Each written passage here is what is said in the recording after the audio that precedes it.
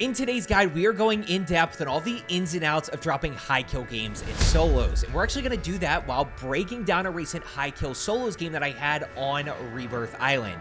Now, the first thing that I do want to jump in here immediately with is solos is a completely different game mode than duos, trios, and quads. Sometimes it's easier and sometimes it can be tougher. But the most important thing, if you are subscribed, I talk about this all the time, is information and execution. Everything is a 1v1 fight in solos. You don't got to worry about stacking. You don't got to worry about the second, third, or fourth teammate. You got to worry about the third party, but everything is a 1v1 fight. So it comes down to anticipation. It comes down to using basic movement to take less damage, and it comes down to hitting high damage areas.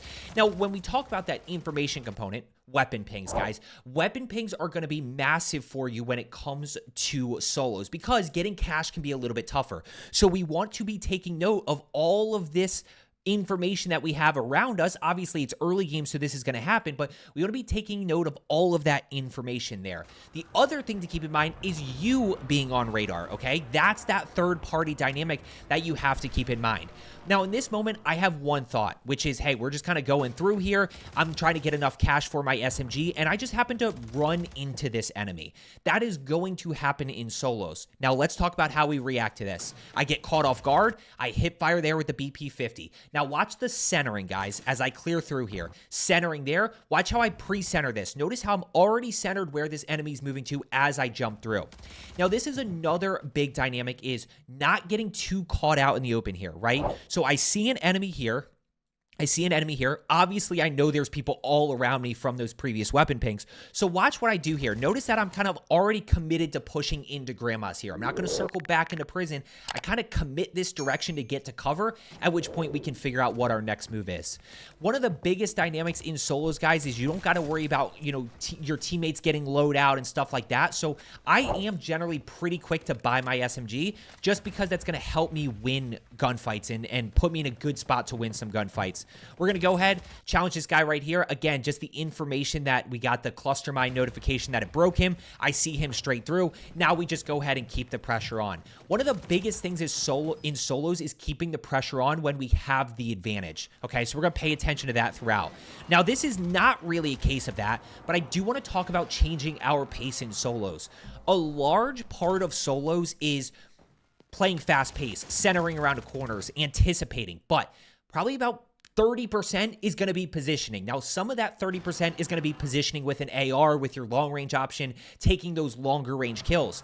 The other part, though, is kind of baiting people. Now, breaking this down here, I don't know where this enemy went, right? He could have gone this way, or he could have gone this way into this room. Now, what happens if I guess in this moment? Let's hypothetically say that I push in, I anticipate this way, and I guess here, but he's this direction, right? I get shot in the back, and I'm in a really bad spot at that point. I'm probably dead.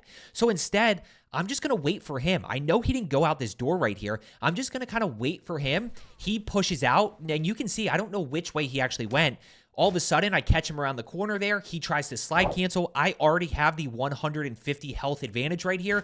Now we just go ahead and clean it up. We're going to talk a little bit later on about, how to win gunfights when you are low plates, but for now, we're rocking and rolling here, and we pick up the static. Obviously, guys, meta SMGs are crucial to winning those gunfights, taking less damage. And right here, we're going to listen.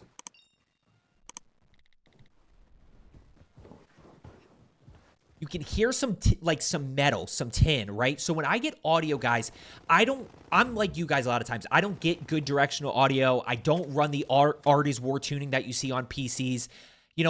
I'm listening for surfaces. So the sound of carpet sounds different than the sound of tin, which sounds different than the sound of wood. So a lot of times that's what I'm basing it off of. I know that tin is the rooftop here. So watch how we push up this direction. Centering, and I want to talk about this again here in a second here, right? So now I'm going to challenge. That guy's completely off guard. That's ultimately what we want to end up doing. Now, I end up hearing one guy down below me here. What I want to talk about is slide cancel timing. When we talk about centering and anticipating here, watch how I time my slide cancels around the corners to make sure that my crosshairs are out, right? Centering right there, slide cancel. Centering right there, slide cancel, right? Check it. Centering right there, slide cancel, right? This way I am ready to shoot as I turn this corner. centering around the corner, pre-centering right there, we're able to win that gunfight with just a little bit of basic movement. But as we slow this down right here, guys, this is where information, and part of information is just kind of anticipating around corners where enemies could be, but that also falls into the execution bucket. That centering right there gives me that first shot advantage. Right there, you can see he's broken before he's even done any damage to me at all. We're able to mix in some headshots there with the jump and a little bit of a strafe, and now we're in a good spot to go ahead and keep going. Now, keep in mind, guys, weapon pings, weapon pings, weapon pings. Understand whether you have a silenced weapon or a non-silenced weapon. If you are in a hot area and you're shooting an unsuppressed weapon, hey, you probably want to not linger here too long.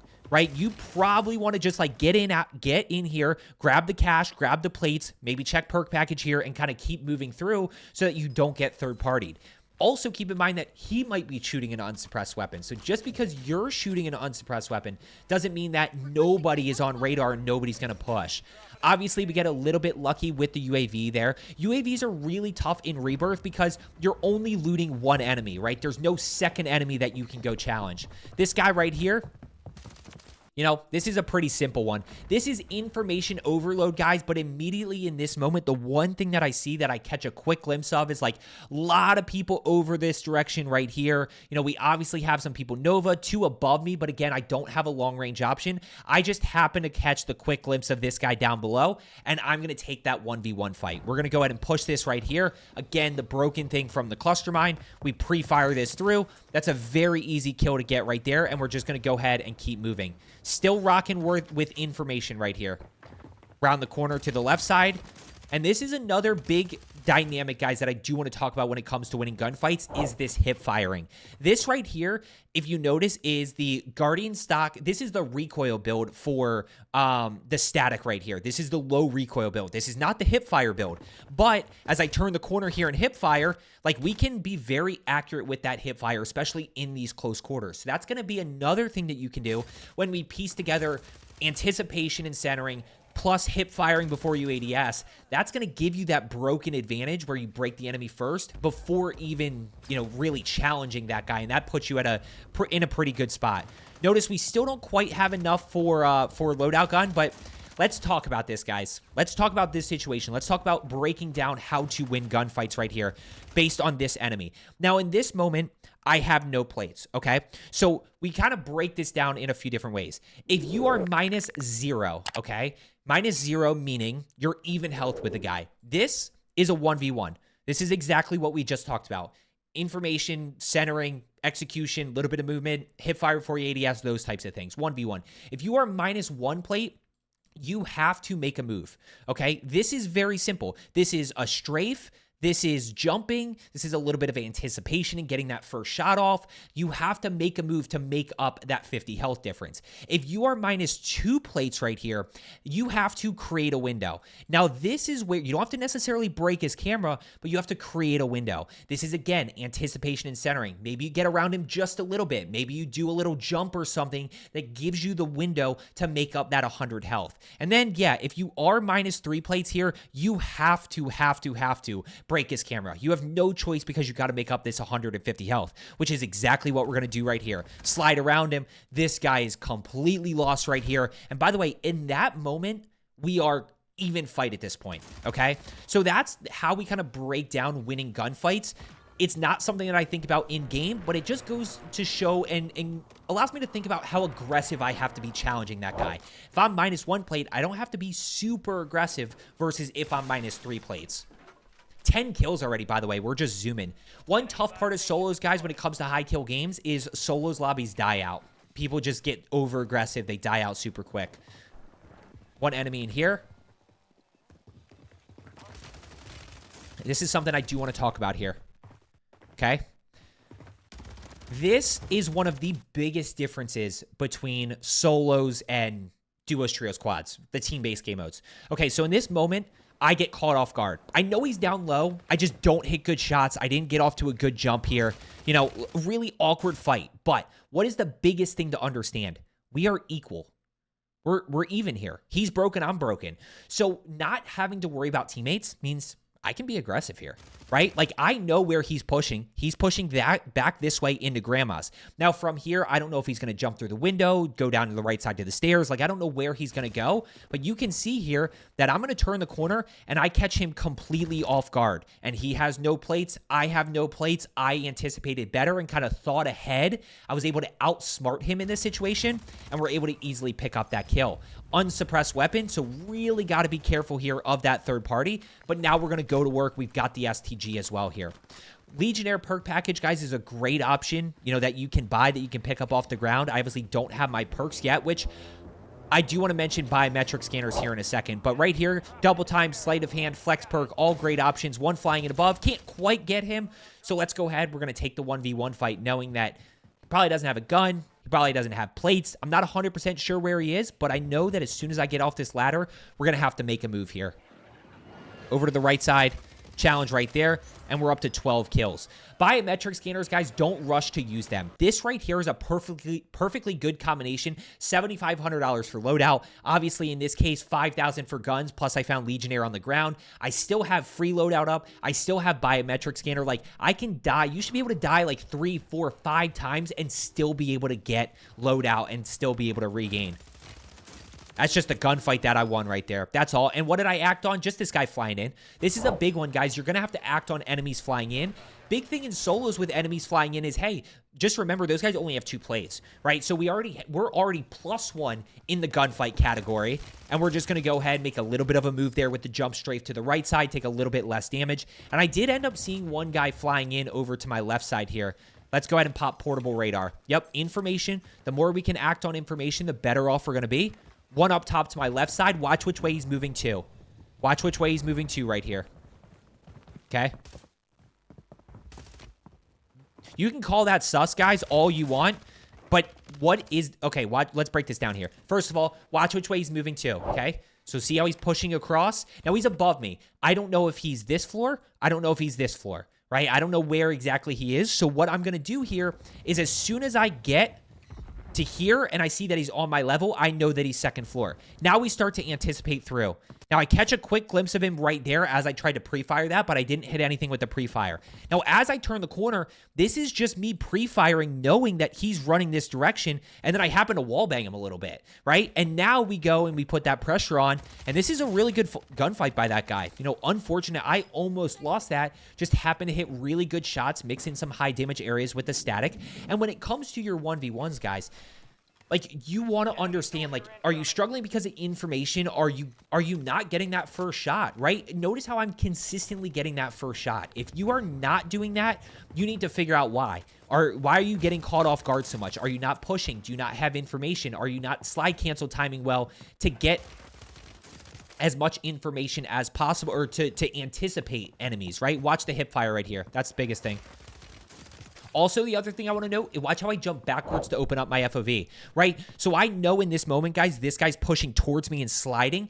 He's not going to break my camera because he has nowhere to go, but it's going to be one of those, like, where we might collide. So what I'm going to do here is I'm just going to jump backwards right there. Notice I'm jumping backwards. I hip fire right there. We re-ADS. That allows me to win that gunfight right there. We're up to 16 kills already, and we are, like, really, really zooming. We don't really have a ton of cash flow at the moment. Like I said, guys, solos, because you're not stringing together kills. You're not getting a kill, then challenging enemy number 2 with momentum, and then challenging enemy number 3 and looting all 3 guys. You are simply taking 1 kill at a time here, so you don't really get a ton of cash flow. You're going to have to work on minimap pings, hearing people shooting. You're going to have to work on you know, portable radars, a lot of different things that you can use here to be able to get information, but it is one of the tougher parts of solos. Let's go ahead and push across right here. Now, look at where this guy is, okay? I want you to look at this guy on the minimap here. I'm going to be honest with you. I know where he is. He's right here, okay? See him right there? In the moment, I did not see him, okay? I thought this guy might have been, like, down a level on the scaffolding or something, but watch this guy right here, okay? Watch the level that he's on. He's down below me. He's up above me. I know that he's on the rooftop. There's nowhere else that could have potentially done that, where he was down below me for a second, then went above me here. So I know that he's up top on rooftop. That changes how we approach this. Quietly peek the door so we don't give away our location.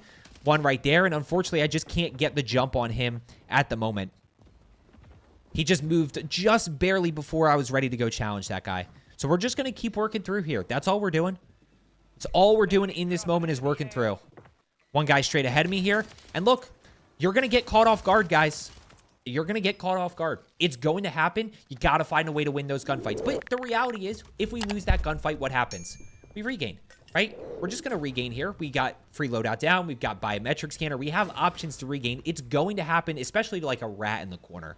Like, I know you guys that play solos or are using solos to improve. Like, you die to rats in the corner. It is what it is. What else do you die to? Unfortunate situations. I am baffled that I lost this gunfight.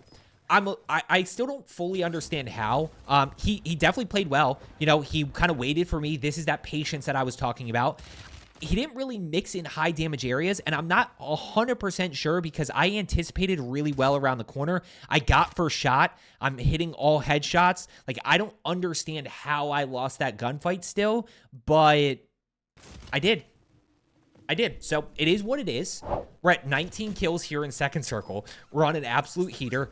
Let's be strategic here with how we regain, okay? Let's not be over-aggressive. Now, I talk about this a lot of times in guys' duos, trios, and quads. Obviously, I don't play solos I play a lot of solo quads, so I don't play solos very often because of the fact that the lobbies die out and they tend to not be great for high kills, but we're going to go ahead and fly it on this loadout here. Don't be too over-aggressive. Notice I pull right here. I take advantage of my height. I take advantage of my spawn protection for 2.5 seconds, and I end up seeing an enemy on the rooftop, like right around there. You can kind of see him moving a little bit there, so I know I have to be careful.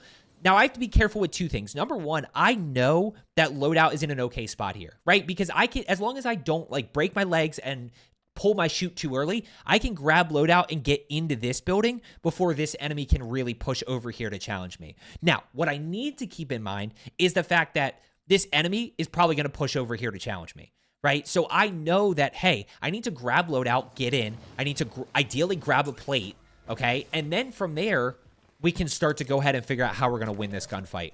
Still rocking the same thing, guys. Perk-wise, double time, sleight of hand, quick fix, high alert.